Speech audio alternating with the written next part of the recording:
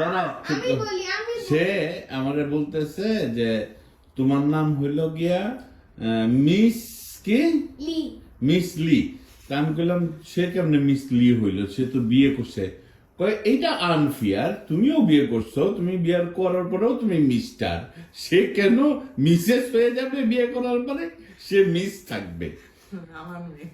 হ্যাঁ আমার নাম লেডি সাকুরা আর তোমার নাম মিস্টার ইয়াকো। হাসপাতালে চেঞ্জ হয়নি, মানে তোমরা বিয়ের পরেও মিস থাকতে চাও? তুমি মিস্টার থাকলে আমিও মিস।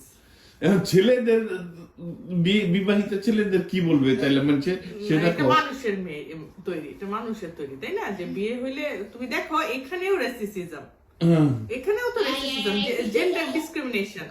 একটা মেয়ের বিয়ে হয়েছে সে মিস থেকে মিসেস হবে, কিন্তু একটা ছেলের বিয়ে হয়েছে সে মিস্টার থেকে মিস্টারই থাকবে। একটা মেয়ের বিয়ে হয়েছে সে তার বাবার সারনেম চেঞ্জ করে হাজবেন্ডের সারনেম নিবে, কিন্তু একটা ছেলে বিয়ে করে সে মিস্টারই থাকবে এবং তার বাবার সারনেমই থাকবে। এগুলো তো ম্যান মেড।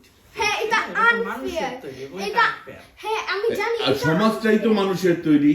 হ্যাঁ তাহলে আমি আমার surname women and men must be treated equally, equality for all.